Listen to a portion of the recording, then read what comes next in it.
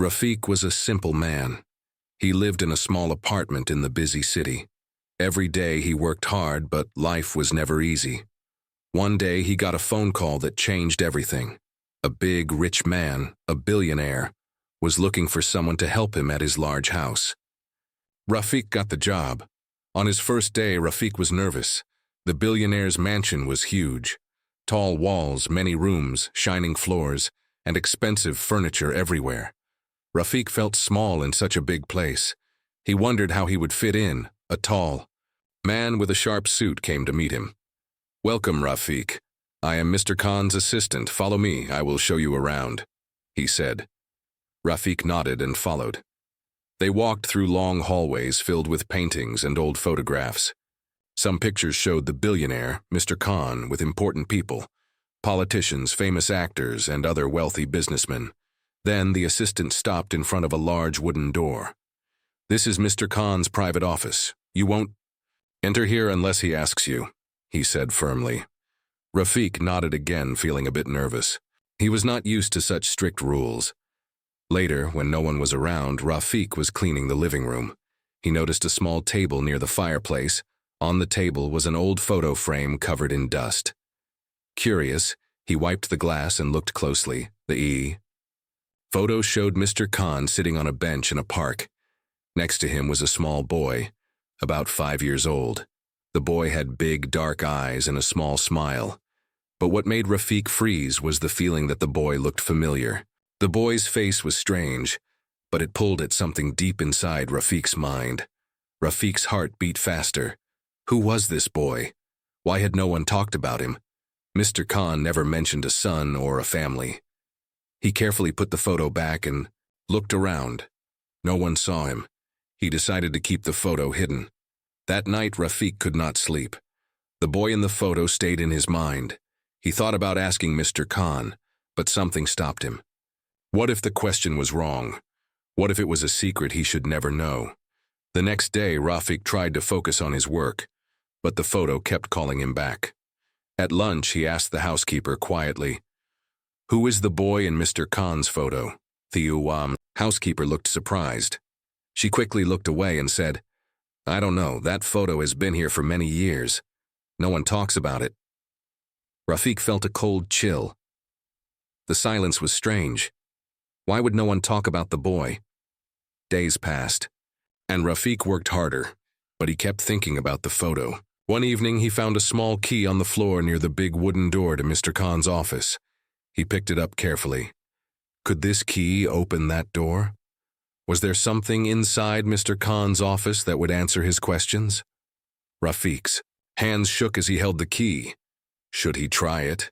Should he break the rules and look inside? The next night, after everyone had gone to bed, Rafiq stood outside the office door. The house was dark and silent. His heart was pounding.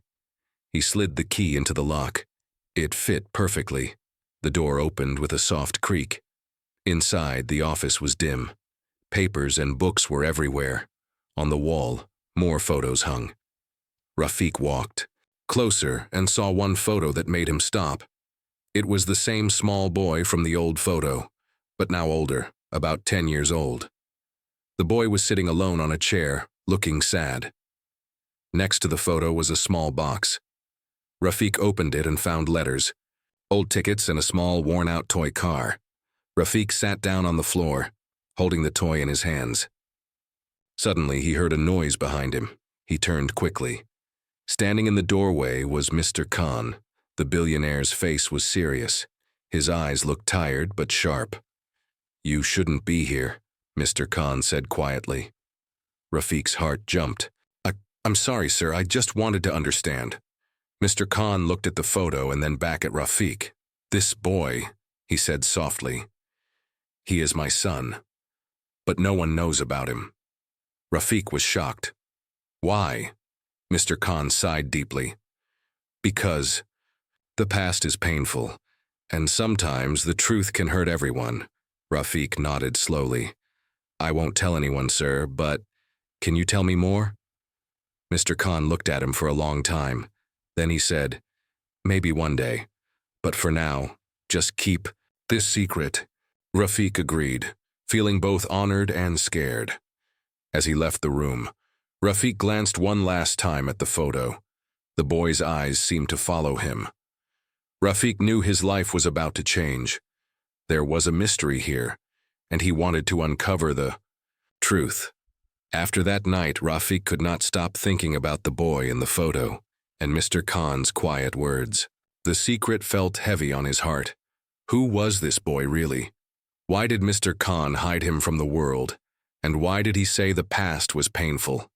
Rafiq worked at the mansion every day, but his mind was elsewhere. He wanted to know more, but he also feared what he might find. He decided to be careful. He could not ask Mr. Khan directly yet. Maybe the billionaire was not ready to share the full truth. One afternoon, while cleaning the old study room, Rafiq found a thick, dusty book on a high shelf. It looked like an old diary. The leather cover was cracked and worn. His curiosity grew stronger. Maybe this diary had answers. He brought the diary to his small room and opened it carefully. The handwriting inside was shaky, as if written by someone in great pain.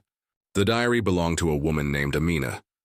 Rafiq did not know her name yet, but he guessed she was connected to Mr. Khan. As he read, the diary told a sad story. Amina was the wife of Mr. Khan many years ago. They had a little boy, but something terrible happened. The boy went missing when he was very young. Amina wrote about her pain, her hope, and her fear. She begged for her son to come back, but no one knew where he was. Rafiq's heart ached. The boy in the photo must be that missing son. But why did Mr. Khan hide him? Was the boy really lost? Or was there more to the story? The next day, Rafiq tried to learn more. He spoke quietly to the old gardener, an honest man who had worked in the mansion for decades. "Do you know anything about Mr. Khan's family?" Rafiq asked gently. The gardener looked around nervously, then whispered, "There are many secrets here. That boy, he was taken away by someone powerful. No one talks about it." Rafiq felt a chill run down his spine. Someone powerful? Was Mr. Khan hiding the truth to protect his family from danger? That night, Rafiq sat alone, thinking deeply. He looked at the photo again. The boy's eyes seemed sad but strong, like he had a secret too. Suddenly, the door creaked. "It was Mr. Khan." "Rafiq," he said quietly, "you have found the diary." Rafiq was surprised. "Yes, sir. It is sad, but it helps me understand." Mr. Khan nodded slowly. "That diary is the truth my family wanted to forget. But the past will always find a way to return." Rafiq asked, "Can you tell me what really happened to your son?" Mr. Khan looked away and said, "Not now, but soon. For now, you must promise me something." "Anything, sir," Rafiq said immediately. "Keep this secret. Protect my family," Mr. Khan said, his voice low but firm. Rafiq agreed. He wanted to help, but he also knew the truth could hurt many people. As Mr. Khan left, Rafiq made a silent promise. He would uncover the full story, but carefully. The next days were hard. Rafiq watched the mansion closely. He noticed strange visitors at night, men in dark suits speaking quietly. Their eyes were cold and serious. Rafiq felt the weight of danger. He was now part of a story much bigger than he thought. One night, while walking near the garden, Rafiq found a hidden letter under a loose stone near the fountain. The letter was old and faded, but the writing was clear. It was from Amina, addressed to Mr. Khan. In it, she begged him to protect their son. She warned of people who wanted to harm the boy and told Mr. Khan to hide him, no matter what. Rafiq folded the letter carefully. The pieces were coming together. The boy was not just lost, he was hidden for safety. But who were the people after him? And where was the boy now? Rafiq knew he had to be brave. The truth was dangerous.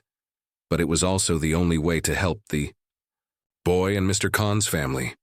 That night, Rafiq looked at the photo one last time before sleeping. The boy's eyes seemed to ask for help. The note on the floor made Rafiq's hands shake. "Stop digging or face the consequences." The message was clear. Someone powerful did not want the past to come out. Rafiq looked around the dark room. The moonlight shone through the window, making strange shadows on the walls. His heart was pounding, but he knew one thing. He could not stop now. He thought about the boy in the photo, the missing son of Mr. Khan, the boy who was hidden away for safety. If he stopped, the truth would stay buried forever. But if he continued, he might put himself in danger. The next day, Rafiq was careful. He watched the mansion's gates, the visitors, and the staff. He noticed a black car parked outside almost every evening. Two men always got out, looking serious and alert. Rafiq decided to follow them one night, hoping to learn more. He waited until the house was quiet and slipped out silently. The two men walked to a small, old building near the city's edge. Rafiq stayed hidden behind a tree and listened. They spoke in low voices. "The boy's secret must stay safe," one said. "Mr. Khan cannot let anyone find out." "But the new worker is asking too many questions," the other man replied. "We need to stop him." Rafiq's heart raced. They were talking about him. He knew he was being watched. The danger was. Greasy Rafiq returned to the mansion before dawn. He knew he had to tell Mr. Khan about the warning and the men. That morning he found Mr. Khan in the garden sitting quietly. Rafiq took a deep breath and said, "Sir, someone is watching me. I found a note warning me to stop. I also followed two men who spoke about keeping your son's secret." Mr. Khan's face darkened. "I feared this would happen. My family's past has enemies." Rafiq asked, "What kind of enemies?" Mr. Khan looked at the sky and said, "There are people who want to control everything I have. They believe my son holds the key to a great secret. That's why he was hidden." Rafiq's mind spun. What secret could a young boy hold? Mr. Khan continued. "My son was born with a special gift, but that gift made him a target." Rafiq was confused. "A gift? What kind?" Mr. Khan smiled sadly. "Some call it a gift. Others see it as danger. For now you must trust me and keep quiet." Days passed and Rafiq stayed alert. He did not want to scare the boy or Mr. Khan's family. One evening, Rafiq found the old gardener working late near the stables. The gardener whispered, "I know more than I told you." Rafiq leaned closer. The boy was taken to a secret place far from here. Only a few people know where. Rafiq's hope grew. Maybe he could find the boy and help him. Suddenly the gardener stopped and looked around nervously. "But be careful, Rafiq," he warned. "If the wrong people find out you are looking, they will stop you." Rafiq nodded. "I am ready to face anything." That night, Rafiq sat alone and thought about everything. The photo, the diary, the note, the men, and the gardener's words. The story was bigger than he ever imagined. His phone beeped. A message came from an unknown number. "Leave now or regret it." Rafiq's hands trembled, but his will grew stronger. He was not alone anymore. He had Mr. Khan's trust, the gardener's help, and the courage to find the truth. As he looked out the window, Rafiq knew this was only the beginning. The path ahead was dangerous, but the truth had to be found. The shadow outside the window made Rafiq's heart beat faster. Someone was watching him, waiting. But who? And why? He knew he had to move carefully. The secret was bigger than he thought. It was not just about Mr. Khan's family. It was about safety and danger all around him. Early next morning, Rafiq met the old gardener near the big oak tree. The gardener looked serious and whispered, "I will tell you the secret place, but you must promise me no one else can know." Rafiq nodded. "I promise." The gardener led Rafiq through a hidden path behind the garden. They walked quietly, stepping over fallen leaves and small stones. After a while, they reached a small, old house, almost hidden by tall bushes and trees. It looked forgotten, but Rafiq felt something important inside. "This is where the boy stayed," the gardener said softly. "Mr. Khan's son was kept safe here when he was very small." Rafiq looked inside the dusty house. Old toys, a tiny bed, and a few books were scattered around. It felt like a home, but also like a place where someone waited for help. Suddenly, Rafiq saw something on the floor, a small box covered in dust. He opened it carefully. Inside were old photos, letters, and a small golden locket. One photo was of the boy, smiling and holding the locket. Another was of Amina, the woman from the diary, with tears in her eyes. Rafiq's hands shook as he held the locket. It was warm, as if it held a secret power. The gardener said, "This locket is important. It belongs to the boy and holds the key to his past." Rafiq wanted to know more. "What kind of key?" The gardener sighed. "The locket has a hidden message. It tells where the boy's real family is and why they had to hide him." Rafiq looked closely and found tiny letters engraved inside the locket. He couldn't read them clearly, but he took the locket carefully. Suddenly, they heard a noise outside. Footsteps. Many footsteps. The gardener's eyes widened. "They found us!" Rafiq and the gardener quickly hid inside the small house. Through the window, Rafiq saw men in dark suits approaching the house. They looked serious and dangerous. "Rafiq whispered, "We must get out, now." The gardener nodded. They slipped out the back door and ran through the woods. Their hearts pounded as the men shouted behind them. After running for minutes, they finally stopped near a river. They were safe, for now. Rafiq looked at the locket again. The mystery was deeper than he imagined. Someone wanted to keep the boy's secret hidden, no matter what. Back at the mansion, Rafiq showed Mr. Khan the locket and told him about the men. Mr. Khan looked worried but nodded. "The locket is the last link to our past. If it falls into the wrong hands, everything will be lost." Rafiq said, "We must protect it and find the boy before it's too late." Mr. Khan placed his hand on Rafiq's shoulder. "I trust you. You are part of this family now." The small figure running into the shadows haunted Rafiq's mind all night. Who was it? Could it be the missing boy? He couldn't sleep, thinking about the danger surrounding the family's secret. Early next morning, Rafiq woke determined. He decided to search the garden and the nearby woods where he saw the figure disappear. Maybe he would find clues. As he walked carefully through the tall grass and trees, he heard a faint sound, a soft cry. Following the noise, Rafiq moved slowly until he saw a small boy hiding behind a tree. The boy looked no older than 7. His clothes were dirty, and his eyes were wide with fear. Rafiq knelt down and spoke gently. "Hello. My name is Rafiq. Are you lost?" The boy didn't answer but reached into his small pocket and pulled out the golden locket, the same one Rafiq had found earlier. Rafiq's heart jumped. "You have the locket. Are you the boy in the photo?" The boy nodded, slowly but still looked scared. Rafiq smiled softly. "Don't be afraid. I'm here to help you." The boy didn't say much, but he took Rafiq's hand and allowed him to lead him back to the mansion. When they reached the house, Mr. Khan was waiting anxiously. The boy looked at Mr. Khan and whispered, "Papa." Tears filled Mr. Khan's eyes as he pulled the boy close. "My son, you are safe now." Rafiq watched the reunion with a full heart. Finally, the truth was coming out, but the danger was not over. Later that evening, the men in dark suits returned. They wanted the boy and the locket. Rafiq knew they had to protect the boy at all costs. He helped Mr. Khan and the boy hide in a secret room behind the library, a room no one knew existed. Rafiq stood guard outside the door as the men searched the house, frustrated to find nothing.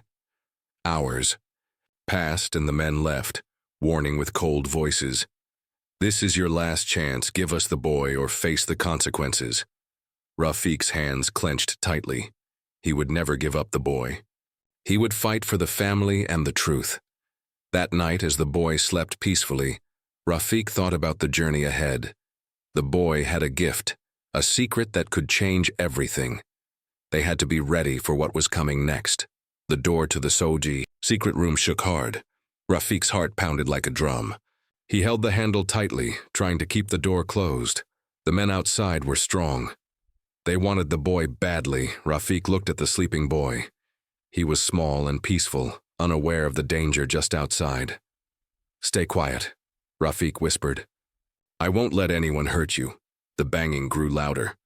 Rafiq knew the door wouldn't hold for long. He needed a plan, fast. Rafiq scanned the room. There was a small window high up, covered with thick curtains. It was too small for the boy, but maybe just enough for Rafiq to slip through. He made a quick decision. He whispered to the boy, "I'm going to get help. Stay here and don't make a sound." The boy nodded, trusting Rafiq. Rafiq climbed to the window and carefully pushed it open. Cold night air rushed in. He slipped out and ran silently through the dark mansion, hoping to find someone who could help. As he reached the main hall, he heard footsteps. The men were searching.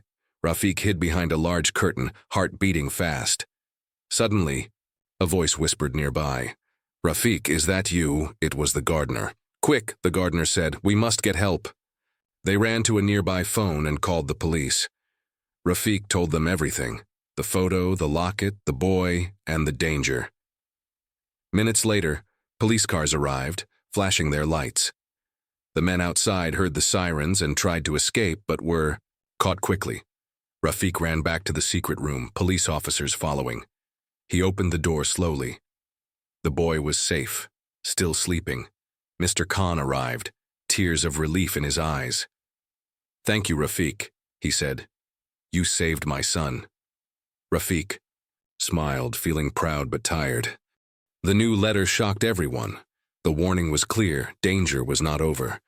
But Rafiq felt stronger now. He had found the boy and protected him. The truth was coming out.